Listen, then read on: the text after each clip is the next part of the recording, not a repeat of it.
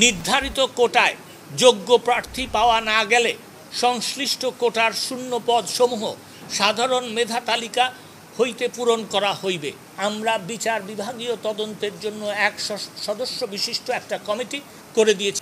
সাধারণ ছাত্রছাত্রী যারা আহত হয়েছেন তাদের চিকিৎসার ব্যাপারে সরকার দেখভাল করবে। আমি আজকে আপনাদের সামনে ঘোষণা দিতে চাই যে আমরা আমাদের কথা রেখেছি। 2018 সালে একটা পরিপত্রের মাধ্যমে মাননীয় প্রধানমন্ত্রী জননেত্রী শেখ হাসিনা কোটা বাতিল করেন। কোটা বাতিল করার পর আমি এই কারণে বলছি যে প্রেক্ষাপটটা সকলেরই জানার দরকার। কোটা বাতিলের পর বীর মুক্তিযোদ্ধাদের কয়েকজন সন্তান হাইকোর্টে একটা রিট পিটিশন করে।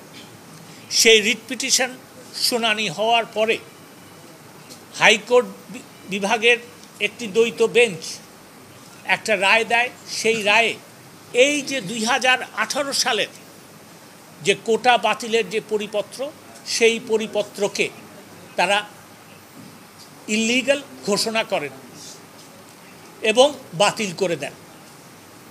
3 দিনের মধ্যে যেহেতু সরকার এই বাতিলের পক্ষে এবং রায়ে যে কোটা বাতিল করা হয়েছে সেটাকে যে আবার পুনর্বহাল করা হলো সেটার বিপক্ষে, সেই জন্য 3 দিনের মধ্যে আপিল বিভাগে আপিল করা হয়। আমরা কোটা সংস্কারের যে রায় সর্বোচ্চ আদালত আপিল বিভাগ দিয়েছে তা কিন্তু প্রতিপালন করেছি। আমরা এই একটা কথা ছিল যে আগের যে সহিংসতা হয়েছে তার জন্য একটা বিচার বিভাগীয় তদন্তের কথা, সেখানে আমরা বিচার বিভাগীয় তদন্তের জন্য এক সদস্য বিশিষ্ট একটা কমিটি করে দিয়েছি। তিনি কাজ করা শুরু করেছেন। আমি কিছুক্ষণ আগে যে পত্রিকায় দেখেছি যে অবস্থা একটু হলে শান্ত হলেই তিনি স্পটগুলি ঘুরে দেখবেন। 2, 3 এই যে সহিংসতা হয়েছে এতে সাধারণ ছাত্রছাত্রী যারা আহত হয়েছেন তাদের চিকিৎসার ব্যাপারে সরকার দেখভাল করবে।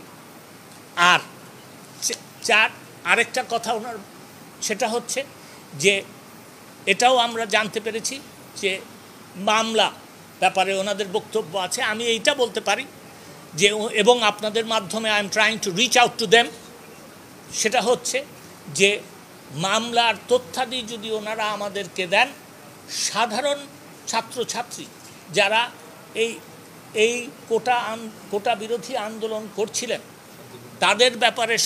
তাদের ব্যাপারে যদি কোনো মামলা হয়ে থাকে সেগুলি আমরা অবশ্যই দেখব।